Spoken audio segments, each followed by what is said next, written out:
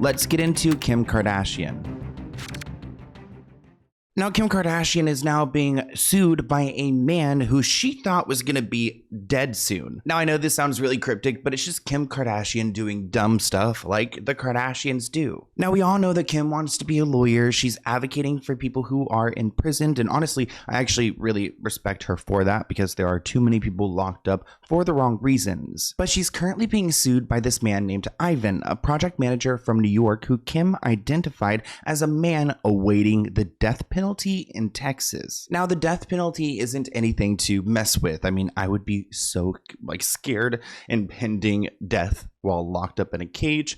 It sounds terrible, but if you don't do the crime, you don't do the time. And a lot of states have gotten rid of the death penalty. And lucky for Ivan, he lives in New York. I'm pretty sure they don't have the death penalty there. But this other guy, Ivan, with the same name, who is currently in Texas, I guess they look alike.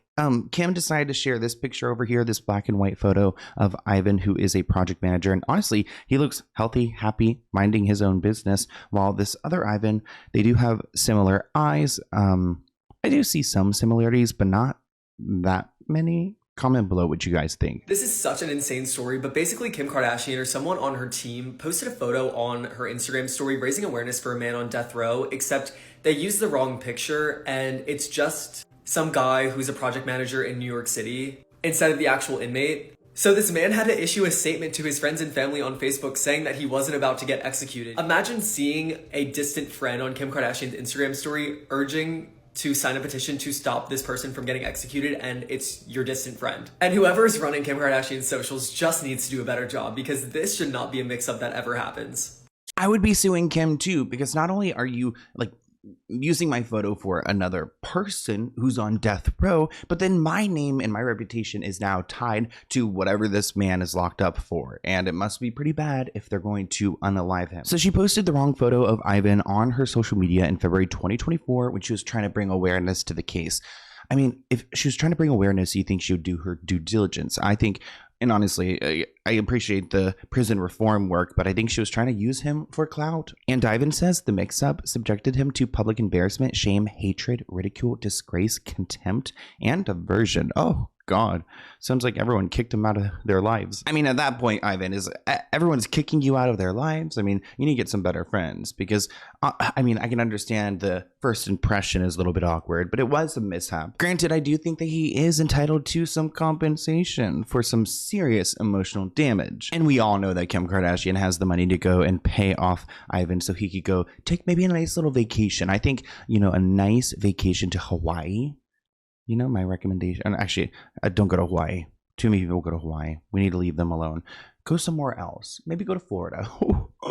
Florida. He says that Kim's post about him made him lose sleep, get headaches, have nightmares, and experience PTSD. It hurt his reputation and made him have to seek medical care and emotional counseling. This comment reads, innocent mistake, keep it moving. If he loses, hopefully she countersues him for attorney fees. Another person writes, to be fair, they do look alike, just one of them has googly eyes. Another comment reads, if I had the opportunity to sue a Kardashian, I'ma do it. I don't even blame him. Now, when it first all went down, Ivan blasted Kim, saying some idiot who runs her social media accounts used his picture instead of the inmate. Kim took down the post in question, but Ivan says the damage was already done because she has hundreds of millions of followers and he's going after her for some money. Kim's lawyer, Michael, says it was a simple mistake of using a public photo of another man with the same name to promote Kim's commitment to criminal justice. We'd prefer to solve this without litigation, but of course, we will defend Kim as needed. So it sounds like they're happy to pay up as well. And honestly, Kim has, like I said, a lot of money, so she probably could easily pay off this guy to just go and get over the social media post. I mean,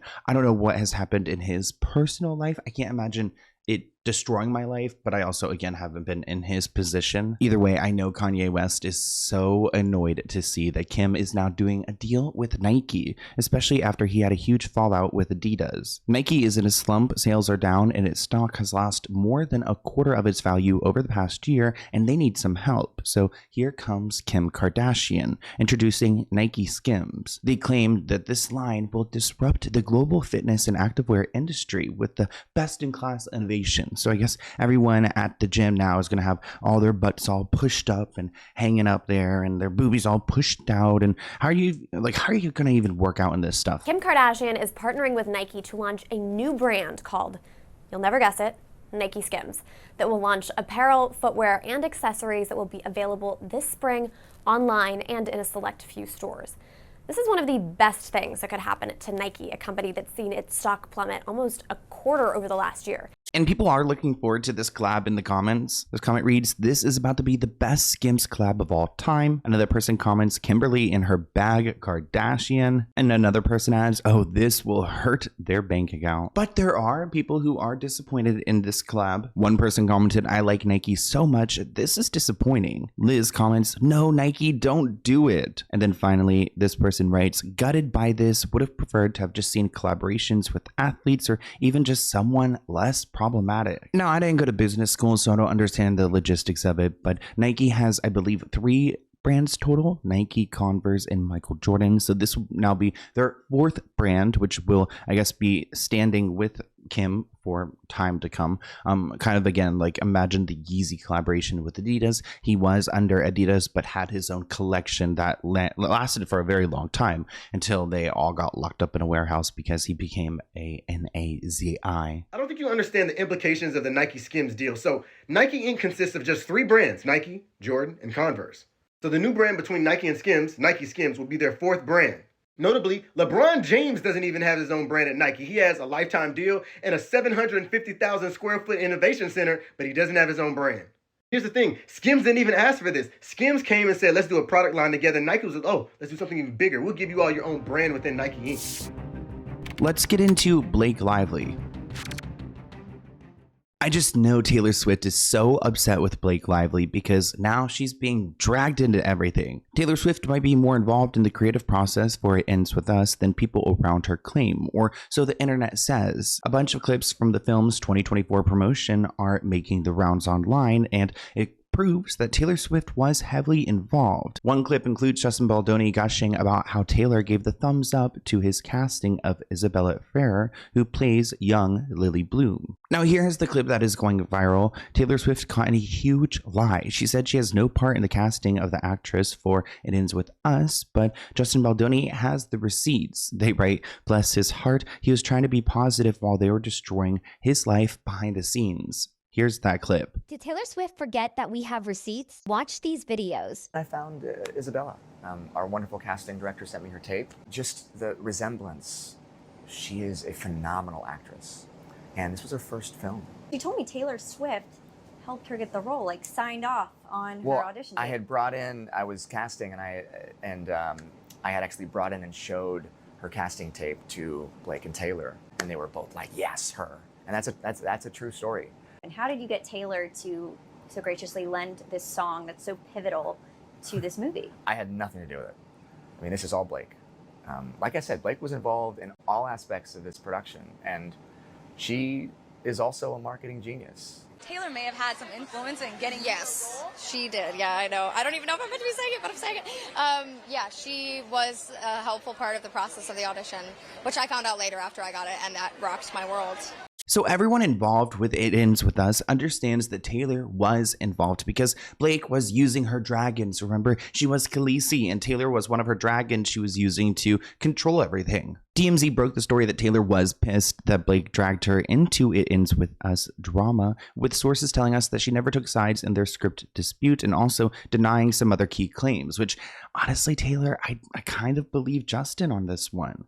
While Blake thinks her friendship is fine with Taylor, Taylor's not thrilled, especially after learning that Blake was name dropping her all over town. And it is embarrassing, especially just going around and bragging that you're friends with Taylor Swift. I mean, that is cringe alone. But then trying to use her power to then make yourself seem like you're right is even worse. And she recently filed an amendment towards her complaint with Justin. Now, what Blake is doing right now is trying to gather all of her resources so that she can go and win this case, which includes bringing in other victims of Justin Baldoni's who claim that they were uncomfortable by this man. This report writes that 2 other women feel uncomfortable on the set of It Ends With Us, and both are willing to testify against Justin at trial. In the 141-page document, Blake says she was was not alone in complaining about Justin and raising concerns about his behavior back in 2023. Now, Blake says that Justin has acknowledged the complaints in writing at the time, which runs contrary to his narrative that he has invented. Blake says that Justin knew that other women other than Blake were uncomfortable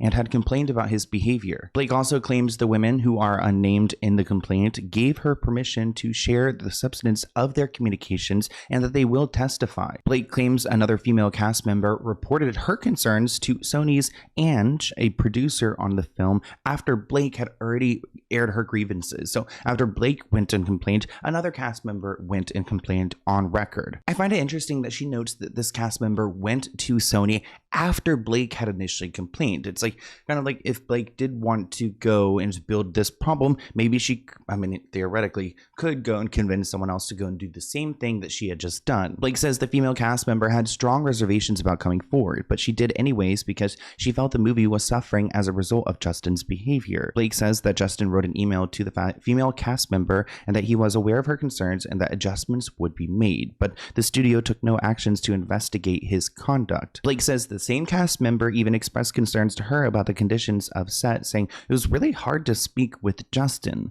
Blake goes on to say that the female cast member confided to her that she felt uneasy on set and her concerns were also documented in writing nearly a year before editing on the film had started. On top of all of this, Blake's attorneys have also added a defamation claim to the complaint, saying that Brian Friedman, Justin's attorney, is making inflammatory content to media outlets while saying anything, whether true or false, that will harm Blake Lively's credibility and intimidate others from speaking up on her behalf. Brian Friedman is a very intense lawyer, and he has been doing a lot of press.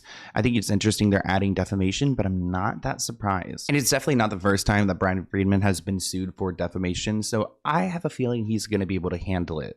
Thank you for watching this clip from the Let's Get Into It podcast. To view the full episode, visit the link listed below.